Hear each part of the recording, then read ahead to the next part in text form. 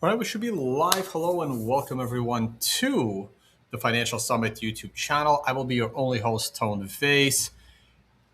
A little too late for Matt, and he's dealing with a bunch of sick kids.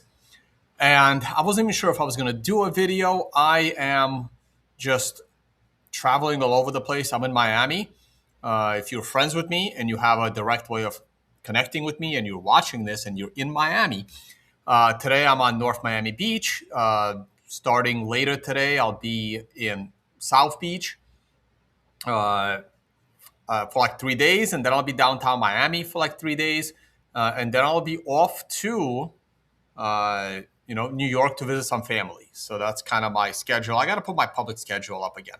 All right.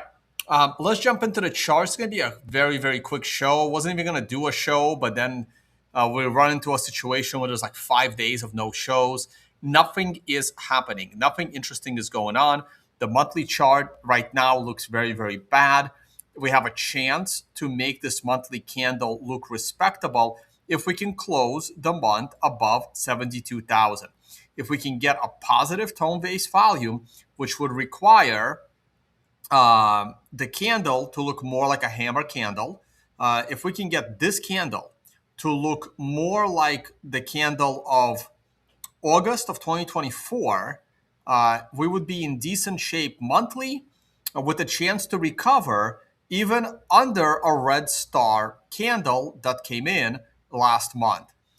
If we close this month below 70, I will be expecting multiple more months of downside, but of course, we take it 1 month at a time. Let me jump over to X actually for a second. I want to see if but I'm not logged in. Let me see. Oh yeah, we are live. There it is. Yeah, X screwed something up here. February 9th. So that was the last live broadcast? Right. I got to retweet it, but I got to be logged in as Financial Summit. But where am I logged in as Financial Summit? Interesting. 1 second, guys. Financial Summit. I think I just have to retweet it. I mean, X is really annoying now. Okay, I have to go here, and if I retweet it, I gotta test this out. Post this. All right, let's try it. Live now. These aren't even my accounts anymore. Let me see. Profile. Financial Summit. Well, it was tweeted.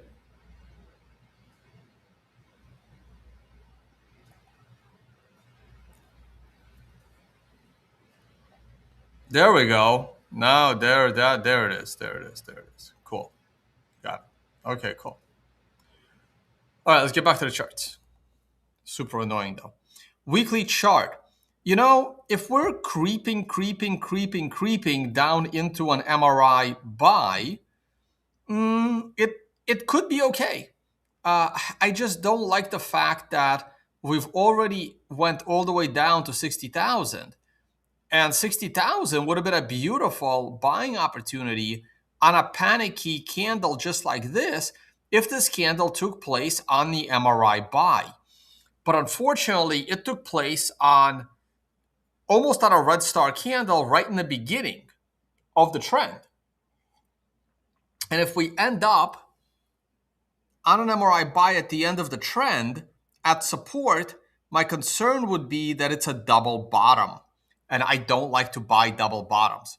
So we wait and see. For the moment, the weekly is bearish. What about the daily?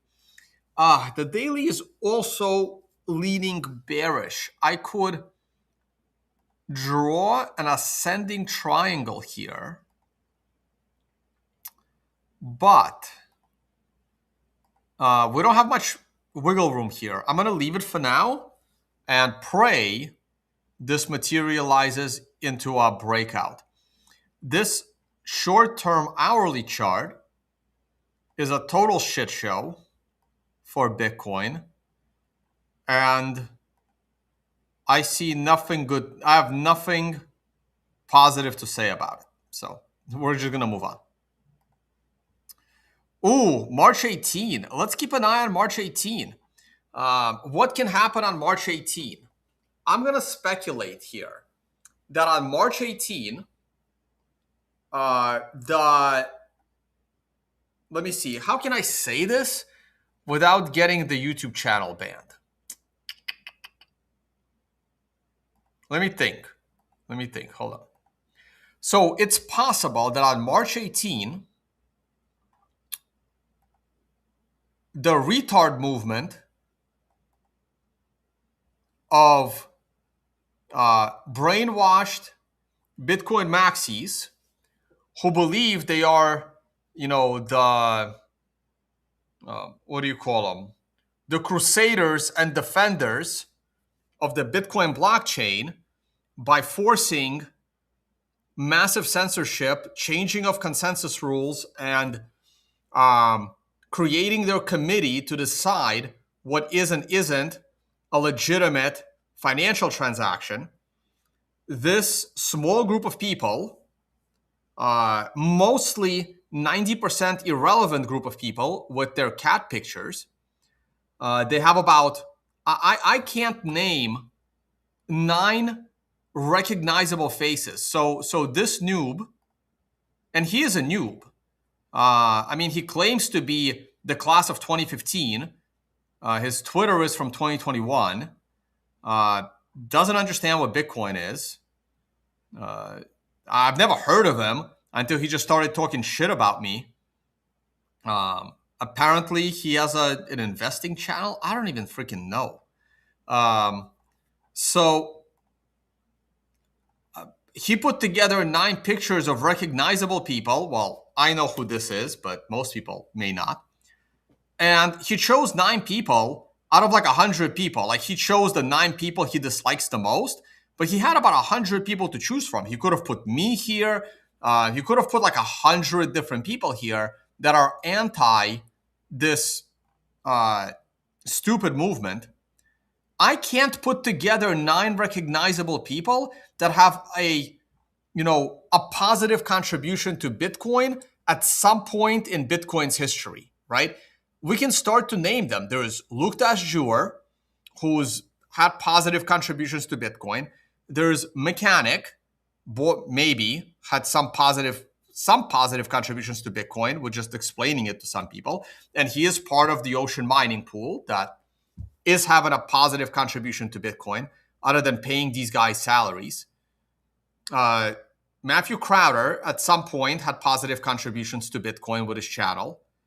Knut wrote a couple of books, positive contributions to Bitcoin.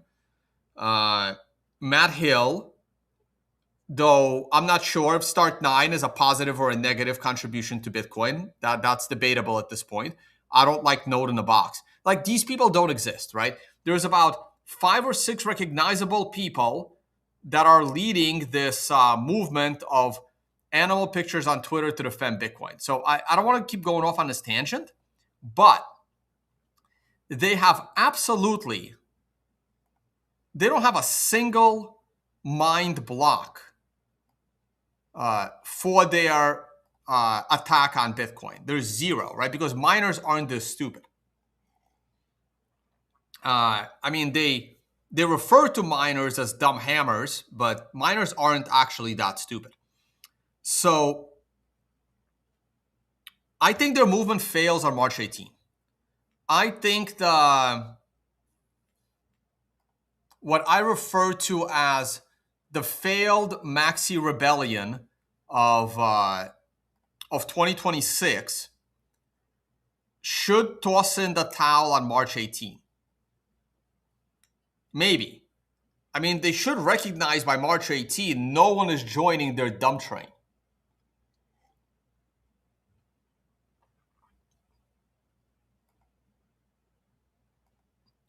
But if there are some mining, if there is some mining on their fork, I think Bitcoin is going below $30,000 because so I'm hanging out in Miami. I have a lot of friends in Miami. I'm in Miami all the time. The majority of my friends in Miami are Bitcoiners. They have no idea what is going on with this debate. None whatsoever, right? This is how like unknown this stupidity is to the average Bitcoiner. Some of these guys have been in Bitcoin for a decade and they're not paying attention to the stupidity. They don't know what's going on, right? Now, if this attack on Bitcoin actually gets viable,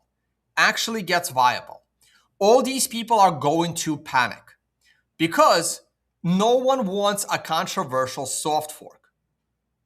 So this is the dilemma, right? I do not want to be anywhere near the price of Bitcoin hurting me when the average Bitcoiner, and 90% of them have no idea this is a controversial soft fork. When 90% of these people find out there is a high probability of a controversial soft fork, the shit's gonna hit the fan. So this movement needs to be eliminated and destroyed before the masses panic. And the people pushing this movement, they don't care if the masses panic because they have no wealth in Bitcoin. So they don't really care if the price of Bitcoin goes below $10,000. They have nothing to lose. They don't work for Bitcoin companies.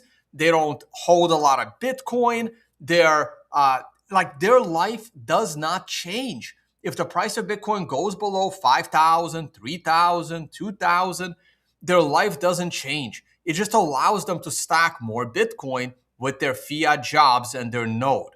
Now, there are a very few people, like the people that I already named. There's like maybe a dozen people on the BIP 110 side of the ledger that actually have companies, and they would be financially hurt by a controversial soft fork. But here's the trade-off.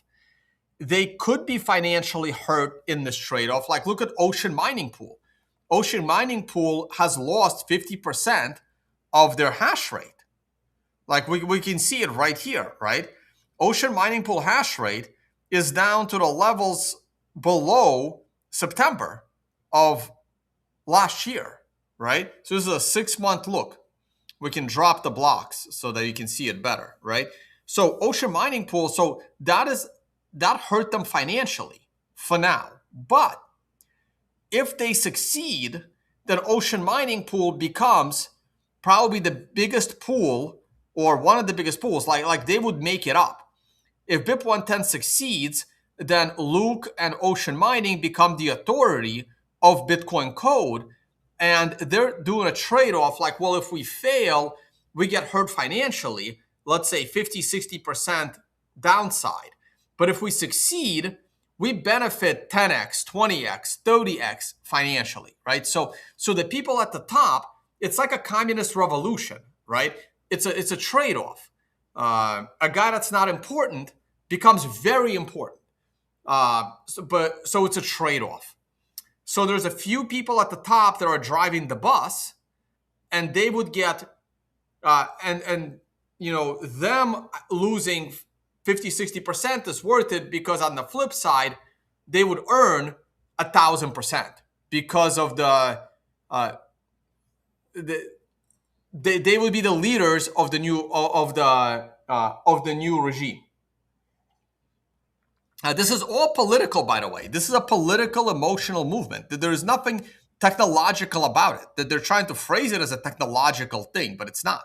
There's not. There's no technical experts on their side. There is Luke, and that's it. And I already interviewed him.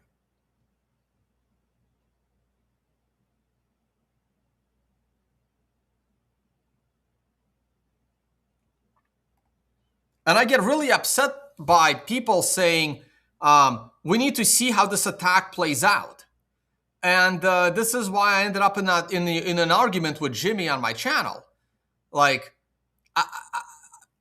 I don't want to see a nuclear war on this planet to find out how the planet would handle a nuclear war, like again, or any war for that matter, right? It's like, no, we don't need to know which army is best. How about we just avoid a war? That's completely unnecessary. So I do get in heated debates with people that say this is a great thing. Let's find out what happens. I'm like, no, I don't want to find out what happens uh, with uh, in a war situation. Like, how about we just avoid the war? How about that? How about we don't try to change Bitcoin's consensus rules unless there is actual consensus before changing them? How about that?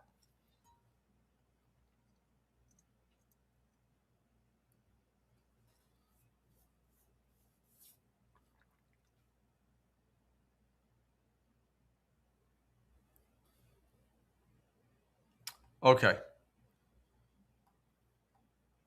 I should have made that analogy when Jimmy was trying to convince me that this is a good thing because we get to find out like how this ends. Now, when this soft fork fails, we're gonna learn that the nodes don't control the network, which is great. Actually, it's a lesson pleb nodes need to learn that your node is weighted by the economic weight of your node. All nodes are not created equal. The what matters is the economic weight of your node, not your node. Gold's going down, guys. I've been saying it. I think gold peaked. I think gold peaked. Let me see where silver is. Ooh, this is so tempting to short. Oh my God. I think I'm gonna do it. I think I'm gonna do it. Am I gonna hedge by going long gold? Oh, this is so tempting. Why didn't I get in last week? Shit. No, I don't like to get in before the holiday. Oh, this is so tempting. I want to make up for the losses I had when I shorted it too early. Oh, this is so tempting. Maybe not that low. This is so tempting. What does the MRI say? Come on, give me a red star. Oh, there it is. There it is. Shit. Ah.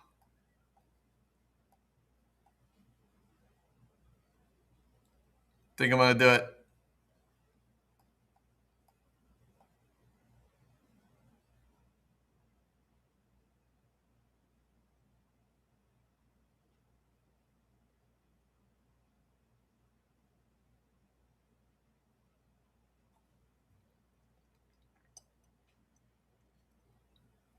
That's a great question. That is a great question. If the economic weight of your node determines your node's power, how is that different from proof of stake? Here's how it differs from proof of stake.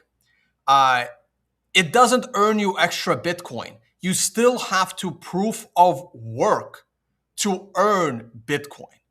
You may have a higher say in Bitcoin's consensus rules, but it doesn't earn you more Bitcoin. Also, it doesn't, your node is not in a proof of stake system. This economic node also grossly defines security of the network. But in a proof of work system, the security of the network is not dependent on nodes. It's dependent on the miners, right? So that's a great question. This goes back to my triangle of decentralization, right? In addition, your economic weighted your economic weighted node that does have more influence of the network than a pleb node. This node only influences the node section of decentralization. Having high economic power with your node still doesn't give you the privilege to code changes into the protocol. The coding changes are still done by the most qualified technical experts who are independent of the economic nodes, though the economic nodes do tend to support these developers financially. So they could have influence on the coding changes. But at the same time, these developers do their best effort to code what is needed, not what is wanted. So while many people think that op return limit was removed because of this want, we want to put spam into the op return. That's not true. And people give this Citria example. Citria is like some VC-backed company. I have no clue what they do. And Citria wanted a large op return, and that's why the core developers gave Citria a large op return. That is incorrect. The op return limit was removed for technical reasons. It just so happens that the removal of it for technical reasons happened to favor a company that wanted it removed. That doesn't has nothing to do with the fact that this company somehow pressured core to remove the op return limit. This is the lie that the BIP 110 supporters are pushing. So that is the answer to your question, how the economic weighted nodes are very different than a proof of stake system.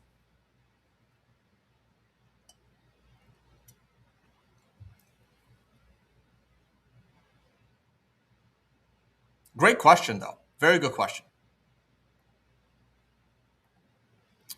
All right, I gotta go, guys. S&P monthly MRI top, that is very concerning, especially when I have that green arrow there. That makes no freaking sense. That arrow is going away because we have a monthly MRI top on the S&P.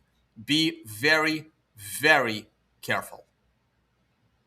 Also, year-end numbers they're coming out at the end of this month. I will have the year-end statistics of which countries are holding U.S. government bonds. This is very, very important. This tells you the global trend of which countries are pro-West and which countries are anti-West. This tells me so much. You can look at China. This is the China curve, right? The China curve is the dark red is China and bright red is Japan. You can see that Japan is holding steady and China is on a massive decline. Europe is on a massive trajectory. So holding US government bonds is a bad idea. And since Europe has not had a good idea in about a century or two, it's not surprising that the European Union is tied their wagon to the insanity train of buying all US government bonds. I also added Tether right here, and you can see, but Tether doesn't really have a choice. Also, these are very short term, not long term. And I can see from this, look, you got to keep an eye on Taiwan, keep an eye on Hong Kong, and we can see that Hong Kong has not increased. This should actually be yellow. Hong Kong did not increase their bond holdings, but Taiwan has. So Taiwan is, getting pushed towards the US side. China is completely deleveraging themselves. This is what Russia did. When you go over to Russia, where is Russia? I had Russia here somewhere. Is it in BRICS? BRICS, Russia Federation, right? Russia had a bunch of government bonds in 2012, and bam, they were out of US bonds by 2018 because they knew that if what happens, like they already confiscated trillions of dollars from Russia, or billions of dollars, $300 billion or something. So they knew they were going to hold their bonds hostage. And this is exactly what China's doing. Now look at India, look at Brazil. You can see that the BRICS nations are completely deleveraging themselves from American exposure. We will know, like when they release year-end statistics, we get all the smaller countries as well. So I can't wait to finish filling this out for year-end. Super, super interesting data to me. No one is looking at this data. No one's paying attention to it. This will literally tell you which country will most likely give the America the middle finger, because the less government bonds you have uh, with U.S. exposure, the higher you can raise that middle finger to the United States. And you can see the BRICS nations are doing it, and all these bonds are being bought up by like Luxembourg and Belgium. Look at Belgium. Look at Belgium. How it went from 375 last year to $481 billion. Belgium. And then Luxembourg went from Luxembourg. I guess they can't afford it anymore. Luxembourg has like 8 people living in that whole country.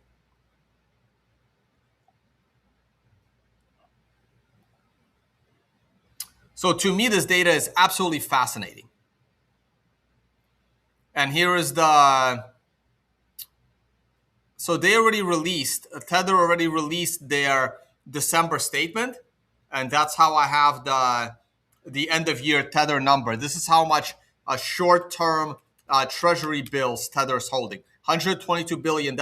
This is why the US government can't shut down Tether, because they'll implode their own T-bill market if they do.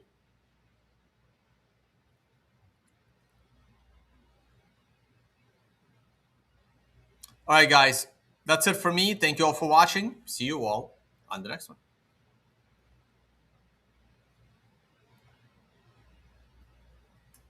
Don't get sucked into a vacuum of stupid by putting hashtag BIP110 behind your Twitter profile. I'm gonna block all of them, every single person. I mean, unless I'm aware that some people are putting it there like sarcastically, but I'm giving it like another month or two, and I'm gonna block every one of these people, because then like 3 years from now or 4 years from now, someone's gonna say, "Oh, Tone blocked me. Please unblock me." And I'm gonna look at it, and I'm gonna say, "I have a feeling you had a BIP 110 on there, and you were attacking Bitcoin. So, too bad. Tough cookies for you." But please, please, please, don't get sucked into the vacuum of stupid. This is like the Roger Ver vacuum of stupid of big blocks.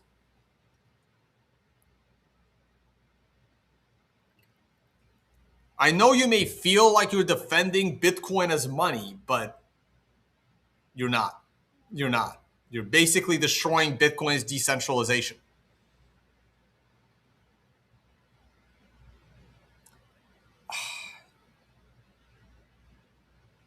Don't get me started on quantum. 10 years ago, I said quantum's 20 years away. Now I think it's 30 years away.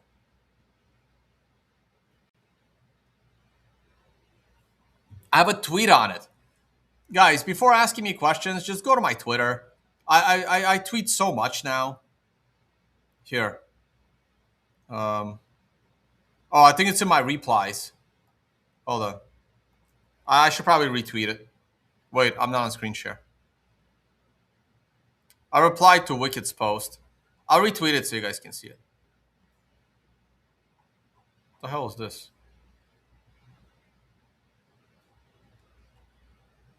Here. I'll retweet this. There. So go to my Twitter. This is my view on quantum. Like, I don't understand what you're scared of, right? Quantum does not break Bitcoin, right? The worst case scenario is someone with a quantum computer hacks an insecure private key or an old private key. So let's go to the oldest private key in the world. One of Satoshi's mined blocks for 50 Bitcoin.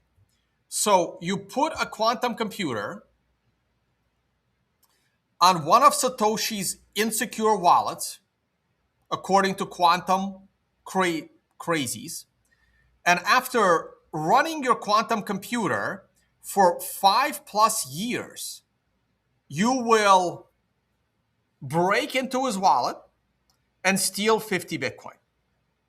Why do people assume that the day this happens, every single wallet breaks? Do you guys realize that it would take over 5 years, probably starting in a decade from now? It would still take over 5 years of burning God knows how much electricity with your quantum computer to break a SHA-256 encryption. And then all you get is Satoshi's 50 Bitcoin one time. And then you gotta fire this thing up again on another wallet. And you're gonna spend another, well, now it'll be faster. So maybe it'll take you 2+ years to break a second wallet. And you know what's gonna happen? Every single person that has access to their Bitcoin is gonna secure their Bitcoin to protect themselves from this. Quantum is a non-factor. It is a non-risk for Bitcoin. Like, your assumption is that some quantum computer is going to break every single Bitcoin private key that hasn't been upgraded to a better form of encryption. Like, talk to me after one private key gets hacked by a quantum computer. And the moment that happens, we will have years before it happens again to upgrade the code, to upgrade the wallets. This is a non-risk. Like, it's just a non-risk. People are insane. And trust me, no one's using a quantum computer on your stash of half a Bitcoin. No one is going after me with a quantum computer, right? No one is going after you with a quantum computer.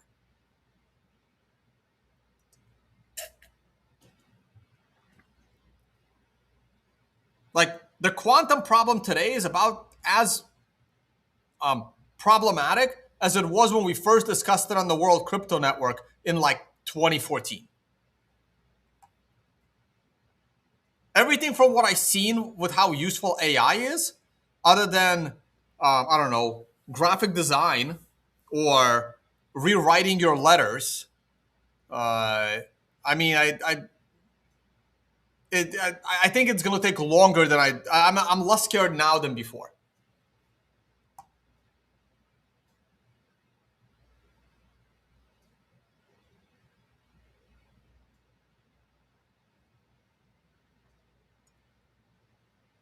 Non-factor.